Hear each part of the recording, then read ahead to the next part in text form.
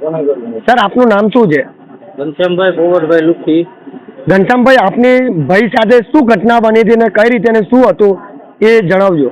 મારા ભાઈને 3-4 વ્યક્તિ એવા હતા. રાજેશભાઈ. શું નામ છે તમારા ભાઈનું? હરેશભાઈ. હરીશભાઈ કે પોવટભાઈ લુખી. હા. રહે છે નિકોલ શિવમ ટુર્નામેન્ટમાં.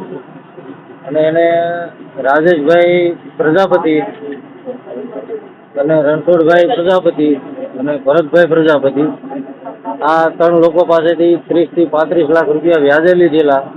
એ વ્યાજ આપી દીધું છે, પૈસા મૂડી પરત આપી દીધી છે, એમ કરીને 1 કરોડ ને 35 લાખ રૂપિયા ઉચ્ચ કરી દીધા છે.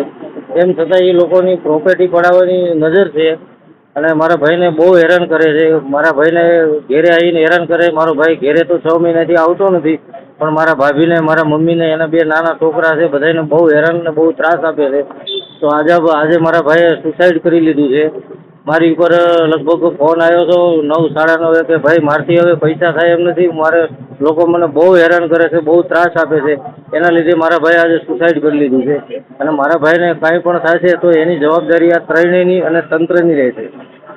તમે સ્થાનિક પોલીસ સ્ટેશનને કંઈ જાણ કરી 100 નંબર પર કે પોલીસ સ્ટેશનમાં કોઈ અરજી કરેલી હોય કંઈક? હા, મારા ભાઈએ 2-3 દિવસ પહેલાં નિકોલ પોલીસ સ્ટેશનમાં અરજી કરેલી છે. નિકોલ પોલીસ સ્ટેશન તંત્ર શું એનું જવાબદાર રહેશે કે હજી કાંઈ એનો જવાબ નથી આવ્યો. ગુજરાત પોલીસથી તમારી શું આશા છે? ન્યાય અપાવશે ગુજરાત પોલીસ, મને એવી આશા છે.